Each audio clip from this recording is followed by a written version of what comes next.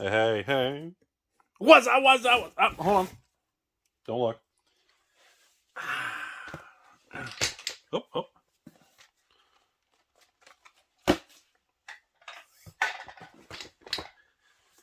7 years ago, I started this YouTube channel. And when I did start this YouTube channel, we were in an era of 2016 to 2017 where new product was very printed to oblivion. Everybody was very angry, and everybody had given up all hope, and nobody thought there was any opportunity in anything, which in 2017 spawned the big era of reserve-less buyouts and all that for the first time in online social media YouTube history, starting with the infamous dude named Craig, a guy named Craig, did the moat buyout. And he bought like 20, 30, 40 moats. I think it was like 20 or 30 moats. And that was the first big move signaling about what the potential is of a reserve list buyout and what it means for a very scarce item to be targeted and what the market's reaction. It was a very big moment in modern Magic history. And one of the reasons, to this day, I feel this was a big moment was because, well, people had given up all hope on modern times and new items, and people just thought end is near, negativity, and everybody was just very unhappy. And we fast forward 7 years later almost, or 6 years later. Golly. I know, you should do an age progression on Rudy on this channel. It's creepy. I should have less hair and like crazier. So we fast forward to today, almost 2023.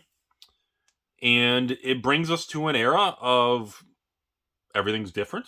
Well, Rudy, it's different because now they're not printing to oblivion. They're just making so many SKUs, so many items. And the argument that I always have back and forth with other store owners, patron people, distributors, the 3% beautiful ladies, the Maytag repair guy, the argument I have is how much has really changed. The more things change, the more they say the same, right? People always relive the regrets, the regrets, and the things that really got them, the things that they feel bad, the things that they feel like they really fucked up on. That's human nature. Remember that. You could get 10 things right. You could buy 10 different Magic sets and either hold their own, maybe you made a little money, maybe you made a ton of money, maybe you 69 decks your money, and that feels good and all, but you'll still think about the 11th item you bought that you lost money on.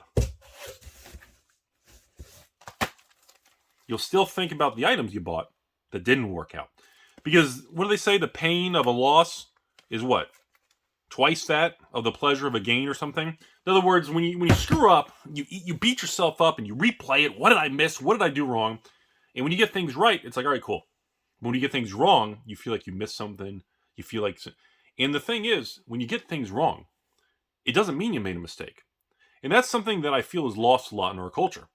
And in 2022 standards, getting something wrong and making a mistake in finance does not mean the same thing. When you're an equity, stock, a bond, a debt, a derivatives trader, when you're a professional money manager or asset manager handling millions or billions of dollars or hundreds of millions, that you're always going to get things that are going to go down in price and you'll be wrong. But it doesn't mean that was a bad decision. And that's something that's very blurred in our times nowadays. And I want to give you an example. So when you make a decision to buy, go to Core 21 collector box. Now, this was one of the least printed collector boxes ever made. Does anybody really care? No, because we're in a bear market. Does it mean anything to most of you? No, it's Rudy trying to pump his Core 2021, whatever, heavy bags, whatever narrative you want. But the reality is, this was printed less. There's not many on the open market. I don't even think if I had infinite trillions of dollars, I could go online on TCG Player at eBay. If I bought every English Core 2021 collector booster box on the open market right now, could I even buy 200 or 300 boxes? I would argue there aren't even 200 or 300 boxes available if you wiped out every major LGS online, all the top 10 big websites, TCG Player, and eBay. I probably couldn't even get 300. But the point of this is I have that position because I believe in diversifying and I believe in having exposure to things. In my perspective, is it's a bigger risk to skip a product line or to not, I don't know, say, that's bad. I'm going to skip that and go to the next one. The downside risk of FOMO, of missing out, to me, is not as big of a deal as the potential to miss out on the one set that gets away. How about that? So we don't know. And we now, obviously, as time is unfolding, we've got a lot more data of collector boxes, and we're starting to see that a lot of these are not performing well. Most of these are losing money. I've taken tremendous losses on paper, as with anybody in, well, I guess collectibles, stocks, bonds, crypto. I guess everybody and everything. It doesn't really matter. It feels like 2017 to me. And it feels like to me there's going to be some random point in time that everything's going to shift. People are going to call it a dead cat bounce. People are still going to be like, oh, look, Wizards got lucky on a set release. I feel like we've hit a point that's so bearish and negative, from the Midnight Hunt to Crimson to the Streets of Copacabana. People act like Streets is the worst set ever. I think the product's fantastic. I hold heavy bags in it that are apparently worthless and everything, but and then people are now saying Unfinity collector box is the next to fall apart and go to like under 100 in Amazon fire sale. And I'm like, and I don't know. And I don't know if Wizards really is overprinting all this, or if Wizards is just really keeping everything the same and the market continues to erode downwards and that spread is widening because Wizards isn't changing while the market is falling apart. That's kind of the whole argument everybody's been saying back and forth. But I feel like we are reliving like a deja vu, like a DeLorean thing. We've gone back. I don't feel, and again, I'm using the term feel and emotion in this video, which is a very dangerous thing, but I don't feel like there really is a major difference. I've been saying that now for the last probably 2 months, and I don't really know what that means yet. I don't know if that means there's going to be a time where things shift. I don't know if that means that the market's going to turn and surprise us. I don't know when that's going to happen, but it's just very fascinating. Right now, I believe the overall markets and economy are going to continue to be very sluggish and bearish. Doesn't mean things are going to hit new lows. Doesn't mean we're going to have the next 2008 collapses here. Everybody hide in your bunkers. I'm not on board to believe that this is 2008 2.0. If it does, and that does happen, well, that sucks for everybody. Because at the end of the day, the worst things get, those are regular families, regular working people, regular jobs, and everything that gets just completely wiped out. And it's a lose for everybody. Nobody wins in those situations. Now, the question is, how long is this going to take? And like I said, markets can stay irrational longer than you can stay solvent, and things can stay wrong and bad a lot longer than you realize. But this is a time that, as I've been saying, we're going to continue as we get ready for 2023, that we're going to continue to push forward. I'm going to continue to hold heavy bags. I'm going to continue to hold all these different products and everything from Magic to Pokemon to Weiss to MetaZoo to Flesh and Blood. I'm going to continue to hold and keep positions for myself and offer it to patrons. What doesn't sell, I'll keep and add to my position. I'm going to continue to kind of not really change too much.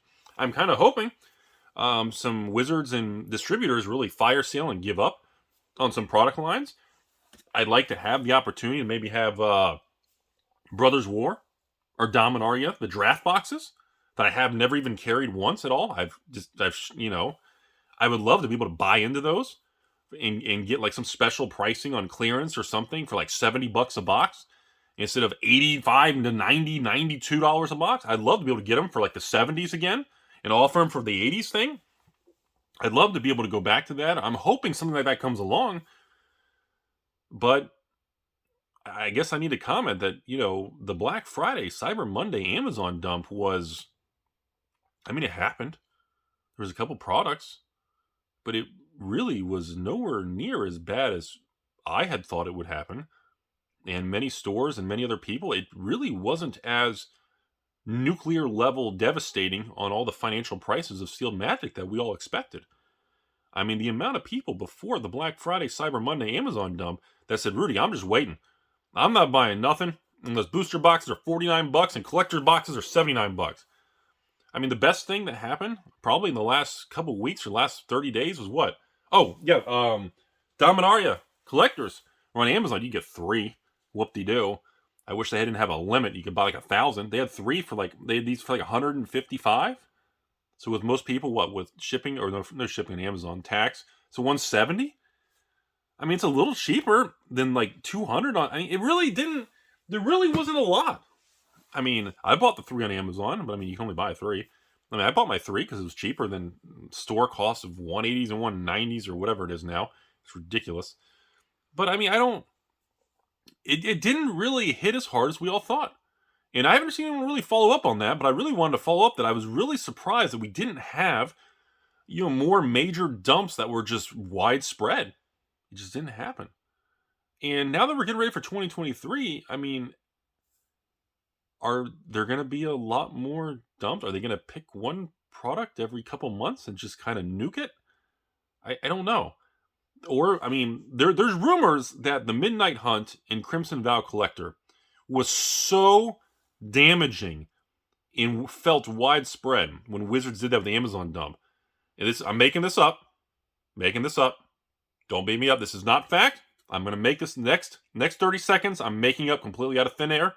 No evidence. There's, I would assume that there are at least 2 or 2 out of 3 maybe, or 3 out of 4 distributors that contacted Wizards and kind of had a pretty heated conversation. I would assume that happened. I have no evidence. This is all tinfoil hat Rudy making it up. I can't use names, locations, or places. I'm in a basement and I haven't taken a shower and my hair's falling out. But it just seems strange to me that after we had that original insane dump of Midnight Hunt Crimson Vow collectors in the $70, $80, it hasn't repeated. And that's very surprising to me. I really thought, as you all did, and most stores did, we all thought more at that extreme level was coming. Now, by the time you watch this, maybe in the next 30, 60, 90 days, it does happen, and well, we're back to Pound Town. But it didn't happen. And that's really, really shocking to me, because does that mean we were all just so upset that we were overly bearish? Because it's just, in 2017, I know you all are thinking, Rudy, stop comparing 2017 to 2022. I get how it may feel the same, but it's very different with the SKUs, the collector series, the foil multipliers. Everything is so different. There's no mass box, so I know. But, I mean, Jumpstart 2022 is a phenomenal product. Brothers War, in the retro schematic artifacts that are serialized, are pretty impressive. And those boxes are like, what, 220, 230, 40 with tax, whatever they are. I think I've got 1 or 2 cases put aside for myself behind the camera. I don't know, those are Dominar, something. Anyways, but the product's good. I mean, I cannot believe I'm sitting here. And this product, which has $10 million in original Legends boxes, opened in Legends cards, laced into these things. And these are considered a failure of a product and don't sell as a bad product. That's what the market is saying on this. Like, that blows my mind. That we are in a time where something like that. The last time Liliana was printed, Liliana the V, the Queen Liliana. Last time Queen V Liliana was in standard was OG Original Innistrad in a standard regular product. This product has all kinds of unique things, throwback things, legends and symbolic things and lore in it. Has lost legends from the original 1994 lottery style cards. And it has fucking Liliana and other wild mythics in it. And it's deemed an unsuccessful product by the market. by the secondary market. That's incredible. And that makes me step back and remember, folks, when every product is moving down or moving together in like an in sync kind of rhythm, that is a sign that it may not be the product's fault.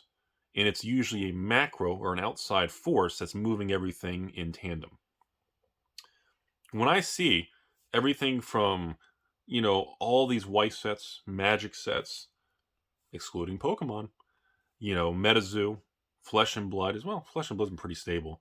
The MetaZoo Seance has been pretty stable. But I mean, when I see most of these things kind of stalled out and stagnant and everything, and I don't see a lot of movement up or down, or they maybe just kind of slowly drift and erode as stores flush out their books, that tells me that it has a pretty high probability of being a macro problem. And that brings me back to 2017. 6 years ago, it really wasn't a macro problem. 6 years ago, the problem was people specifically hated new Magic and laughed all the way nonstop on the internet about Rudy pushing and hyping and hype man, hype train on everything from, Battle for Zen to Oath to Kaladesh to Aether to OG Dominaria to Eldritch Moon to Shadows to that whole era, Khans, Fate, Dragons. And now, again, those products haven't really, besides Kaladesh, Battle for Zendikar and Oath of the Gatewatch, for example, or Shadows of Innistrad, they've gone up. But a lot of these products are 4, 5, 6 years old now. And they're like maybe $150 a box. And they used to be, $80, $90? So, essentially, in 5, 6 years, they've kind of not quite doubled. I wouldn't consider, even if it's at 160, you have to take off 15% for shipping and fees if you sell it online. And okay, 80% net return after 5, 6 years. I guess that's still pretty good. It's not amazing 10x my money, but that's still pretty respectable, normal market flow. I think that's pretty normal. And those were all deemed products that were impossible to do anything. And I sit here today and I remain saying the same thing to everybody that I said 6, 7 years ago. Is 5 years from now, is this still going to be $170? That's the very watered down, simple, basic question. In 5 years, is this going to be the same? In 5 years, is this still going to be $250 with tax or shipping? $250, even number. Is it still going to be that? In 5 years. In 5 years, if you buy Crimson Val and TCG Player right now for 120, 130, let's just figure high. 140, you pay 140 with tax and shipping. Today. You missed out on the Amazon $80 thing, whatever. Even if you pay 140 today. In 5 years from now, is it going to be higher, the same, or is it just going to be at zero because Magic's dead? And I don't think I would bet against Magic. Obviously it feels bad. But, are we all just to the point where really it's all worthless now? Is it all just going to zero? Am I going to hire a trash removal company to just unpile all this stuff? There's a point where we have to step back and not bitch about Magic 30, because I've done that more than anybody in the world. But there's a point where, I know, someone goes, Rudy, clock it! Rudy almost made the whole video without Magic 30. Timestamp it. You almost got me. But that's where it's at. At some point, we have to step back. And if you're still watching these videos, you obviously find everything fascinating. If you don't want any Magic, you think it's over with, don't buy it. Don't ever buy it again and move on. But in the last 30 years, anyone who's taken that path, kind of regretted it. Because over a 5 to 10 year time frame, there was never a 5-year time period where it just went down to zero. And it's never happened yet. And we'll see if that ever changes. I think many times life is a series of probabilities. And what is the probable event? What is the most probable outcome? What is the least probable outcome? And what are most people doing? And I always go back to some of those basic things where, 90% of investors never make money. 90% of Wall Street stock traders, equity traders, never make money in their entire life. Why is that? What are, out of every 100 people, the 5 to 9 people who do well in the 1 or 2 out of the 100, the 1%, what are they doing that's so different? Well, clearly they're not following the trend, because the trend would be what the 90 percentile of everybody's doing, because that's the majority. If the majority is 90% and they never make money long term, clearly doing what the majority does doesn't work. I mean, at this point in time, at the end of 2022, I'm probably down to myself and maybe 1% of the patrons who buy sealed product and to sit on it or believe in it. At this point in time, I think we're at probably 95 to 99% of Magic players, collectors, investors, evil 3% beautiful ladies. We're probably between 95 and 98% of people in the cardboard world are not buying sealed product anymore, specifically in Magic. Period. Full stop. That's how I feel. Now, they're still buying it. They'll buy one box. I got a tremendous amount of people asking, Rudy, when's Dominaria Remastered? I want to buy one collector box, or I want to buy 3, because I usually offer minimum like 2 or 3 boxes. I just want the minimum 3. Rudy, are you going to sell set boxes? I just want a case. I still get that. But many of them, then they send me pictures. Dude, look at my pools, and they open them. They have fun. They flip the singles. Some people just crack the packs and enjoy a nice weekend. Everybody has their own thing, and that's cool. But it's just crazy to me. I'm going to wrap up the video. I've been rambling too long. It's crazy to me that in the era of 2016, 17, 18, when everybody made fun of everything, from Conspiracy to Battle Bond to Modern Horizons 1, of Printed to Oblivion to Ixalan and Rudy selling this and Rudy selling that. It's amazing that in the era where nobody believed it, once again, just like Wall Street, the majority of the public was wrong. That is a fact, because now we can look back and we have today's data to compare to that data. So we know the results. Now, we don't know the results for today's product, that we won't have the results for another 5 or 6 years. That's the only difference. But what we do know is the last time I was on camera talking about this, in the era, we talked about all this stuff in 2017. Well, the last time that happened, everybody was wrong. And it's funny is that you never see anybody who talks about being wrong. You never see those people go back and kind of reflect on the Innistrad, or Shadows of Innistrad, Eldritch Moon, Shadows, Eldritch, Khans, Fate, Dragons, Kaladesh, Aether, Battle for Zen, Oath of the Gatewatch, Amma Kitty Cat, Hour of Devastating Your Wallet. What am I missing? Aren't we missing some stuff in there?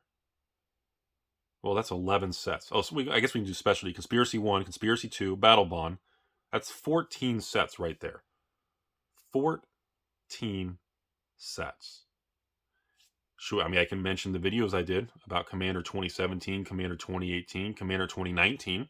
You guys know I've done all kinds of follow-up videos. When I got, threatened and attacked on Commander 2018, everybody laughed that I was pushing Commander 2018, telling people to buy it. And I was selling it for, I think, it was $89 or $99 and whatever it was at that time.